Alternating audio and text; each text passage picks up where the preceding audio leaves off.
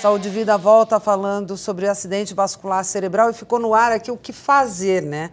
Porque o atendimento, a gente tem hospitais, tem gente capaz para atender bem, conseguir reverter, só que isso está um pouco concentrado em algumas regiões do estado, né, deputado? O senhor veio rapidamente de Sorocaba, mas se a pessoa está lá no Vale do Ribeira, não é tão rápido assim, né? Ela pode, esse tempo perdido aí pode trazer sequelas importantes, né? Na realidade, você teria que ter, para essas cidades menores e mais distantes dos grandes centros, você teria que ter um helicóptero, né?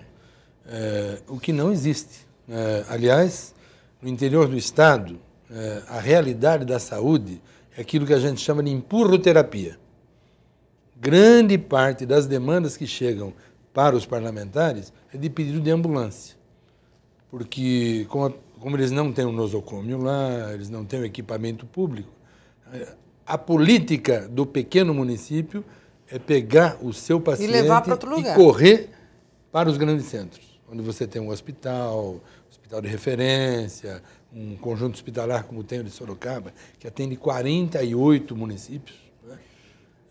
Ou universidades mesmo, né? Algumas regiões, algumas cidades, tudo isso. A dificuldade é muito grande. Pois é, e nessa área da fisioterapia também, né? O pós, eu acho que talvez seja pior do que o primeiro atendimento, não é, doutor? Olha, eu sempre aprecio e gosto de trabalhar em equipe, né? Não é um médico que recupera o paciente, né? O médico é um agente também do sistema. Mas nós dependemos das nossas enfermeiras, deles depois. Fisioterapeutas, o trabalho deles é hercúleo. Fono também. Fono, que é difícil você ter no serviço público a fono, psicólogo. Entendeu? Quer dizer, então, você tem essas dificuldades. E o pós, como você está falando, é difícil para a família, né? Porque essa pessoa saiu de casa de manhã andando, vai voltar depois de alguns dias sequelado, né? Com dificuldade, é que eu falei no começo do programa, dificuldade para falar, dificuldade para segurar um garfo, para comer. Não é, deputado? O senhor passou por isso rapidamente, foi rápida a recuperação, mas é muito difícil, deve dar um medo lascado na família, né? De, ai, meu Deus do céu, cadê, né, a esposa, por exemplo, cadê aquele homem para o filho, cadê aquele pai? Você sabe né, que agora depende de mim, né? Demanda muito exercício, né? No meu caso, o meu maior temor, depois que eu tive a primeira convulsão, era acontecer isso novamente em público. Eu sou uma pessoa pública. Pois é. Imagine aqui na tribuna da Assembleia, eu estou fazendo um discurso defendendo um projeto e, de repente, tem uma convulsão na frente das câmaras da TV Assembleia. Pois é. Isso acontece, digamos assim, essa situação, né, de estar frente às câmeras e tal, lá no interior, acontece muito. Com as TVs do interior. Claro, claro. Né? Não, e não só isso, imagina que em frente aos netos também, o senhor tem netos, né, deputado? Dá uma insegurança enorme, né? E esse pós é muito importante, né? Extremamente importante. O paciente recebeu alta hospitalar, como eu disse anteriormente, já tem o segmento, esse tempo, né, de hospital pode durar um dia, dias ou semanas, em alguns casos até meses. Então, você já tem um acompanhamento fisioterapêutico. Vindo para casa, recebendo alta, você tem a opção de atendimento domiciliar ou ir até uma clínica, ou até alguma instituição de tratamento. E as pessoas mais simples meio acabam se conformando também, meio achando que não tem jeito. Exatamente. Quando tem. Muitas pessoas não têm informação de que pode melhorar. Independente de ser leve, moderada, numa classificação fisiológica ou grave, mas pode melhorar. E cada melhora é uma conquista, né? Exatamente. O que eu sempre digo é que a gente tem que estimular. Ou seja, eu nunca sei meu paciente em quanto tempo e o quanto ele vai melhorar. Porém, eu sei que tem que ter estimulação diária e contínua, não só com a fisioterapia, mas também com o apoio de todo mundo. Porque a gente deixa também para esses pacientes mais carentes que entram em contato com a fisioterapia neurológica. A gente tem uma série de atividades, exercícios, orientações aqui a família, e aqui na Escola Paulista de Medicina a gente faz muito isso. A gente faz um treinamento de um familiar, de um possível acompanhante, para que ele possa estimular, entre aspas, esse treinamento de fisioterapia, para que ele possa estimular aquele ente querido durante a semana. E volta na próxima semana para a gente observar. Segue como orientação, tratamento orientação, que não é o mais adequado, mas se garante que vai ter continuidade. Garante que vai ter continuidade. O indivíduo vai se tornar o cuidador, né? Exatamente. Então, eu acho que até nós aqui temos que agradecer ao doutor Rodrigo, né, por esse serviço de utilidade pública que nós estamos prestando aqui. Ele acaba de falar de uma das coisas mais importantes, que é essa verdadeira obstinação nos exercícios, né, no pós, como diz a Isabel Ortiz Mendes. Após o acontecido, você tem todas as condições de recuperar, de se restabelecer completamente. Basta da tua vontade, da tua dedicação. Estou dizendo isso para o telespectador aqui, porque é possível que nós estejamos sendo assistidos agora por pessoas que tiveram algum tipo, não é? É que há casos que são mais difíceis, mas a recuperação é possível. É completamente possível. Deve se estimular independente do grau de sequela. Você deve estimular, porque a tendência é assim, vai recuperar? Vai recuperar. O quanto vou recuperar? A gente não sabe. Mas estimulando, você pode alcançar. Porque muitas vezes você, como a população, muitas pessoas ficam paradas achando que não vão se recuperar. Acreditam que vão permanecer para o resto da vida numa cadeira de rodas, acamadas, enfim, por falta de informação. Então a gente tem que, no mínimo, informar, né, para saber que tem. Agora, dentre as condições de buscar esse tratamento, você bem informado, aí cabe a cada um, entre a vontade do paciente, do familiar, dar esse suporte e buscar algo para melhorar. Né? Dedicação pessoal. Muitas vezes a gente fala e a gente acaba fazendo pouco. E dentre os serviços que a gente trabalha, a gente consegue informar. Rodrigo, muitas vezes, mais informação do que tratamento. Falando em informação, estamos chegando ao final do programa. Eu queria já que você fizesse suas considerações finais, mas pensando um pouco naquilo que a gente não falou, que é a prevenção. Sim. Né? De que forma aí a fisioterapia pode ajudar na prevenção? A fisioterapia preventiva hoje atua de uma maneira contínua e assídua em relação a todos os pacientes, aqueles que ainda não são pacientes, né?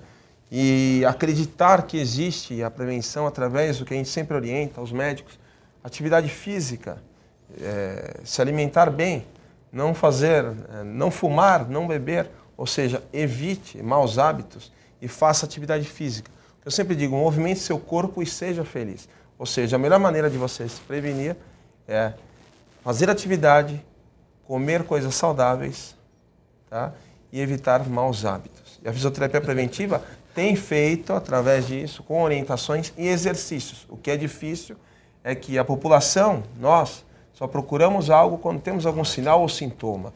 E quando você já tiver algum sintoma, pode ser tarde. Você vai até o médico, ou até mesmo, conhece um fisioterapeuta, vai atrás do físio e não tem. Então, vamos correr atrás. Qualquer tipo de sinal ou sintoma, qualquer dor, independente de ser um sinal que preceda aí um AVC, no nosso assunto de hoje, vá ao médico. É que pelo excesso, vá ao médico para avaliar, fazer um exame, ver que não tem nada. Tá, ok? Essa é a orientação que eu deixo. Pois é, doutor, muito obrigada pela participação. Queria falar dessa coisa da prevenção. Colesterol, são os exames de rotina que são importantes de fazer. Eu acho que o Rodrigo abordou bem e, na realidade, é o seguinte, vida saudável, alimentação correta, atividade física, consultar o médico, dependendo da faixa etária, com maior frequência durante o ano. Diminuir o estresse também. Diminuir o estresse. Importantíssimo. Mas importantíssimo. E, falando em estresse, antes do programa, eu havia lhe dito que eu ia falar uma coisa meio alarmante. Foi feita uma pesquisa no Ministério da Saúde do ano 2000 a 2010. E observou-se que o número de jovens de 15 a 34 anos, veja bem, 15 a 34 anos, nas mulheres aumentou em 41% o número de AVCs e nos homens em 64%. Né? E, neste período, 62 mil pessoas desta idade. Você fala, 62 mil pessoas morreram no universo de pacientes... Desta idade, jovens. Desta idade, de 15 a 34 anos, morreram por causa de AVC. Então, quando você falou em estresse, então eu sempre penso em uma coisa. Toda vez que eu dou alguma entrevista sobre AVC, eu sempre penso numa coisa. O senhor brincou de carrinho de rolemã, né? Sim. Você também deve ter brincado. Empinou pipa. Pois O que a nossa geração faz hoje? Pois é. Está sentado na frente de um computador? Não, você está na sala de aula, você está sentado ao lado de um competidor seu. Então você já passa a ser um indivíduo estressado. Entendeu?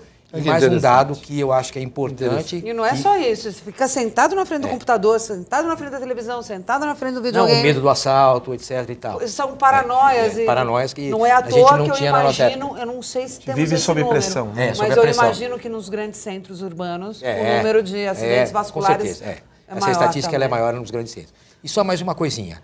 É importantíssimo que se libere para os hospitais públicos uma substância, não vou falar o nome comercial dela, chamada trombolítico. É uma substância que você chega no hospital para AVC isquêmico. Você toma faz a aplicação dessa injeção na veia. Ele consegue dissolver. Ele dissolve o coágulo. Ótimo. Então você pode tornar um indivíduo que teria um AVC leve em 0, um AVC moderado num leve ou 0, num grave, num moderado ou leve. Então isso é importantíssimo, ainda não foi disponibilizado para o serviço público, mas é uma droga... Depende da Anvisa ainda, é isso? Não, depende... Ministério da Saúde. Isso, depende de muita coisa. Mas aqui dá para o deputado vamos brigar. Fazer... provocar os nossos companheiros no Congresso Nacional, né?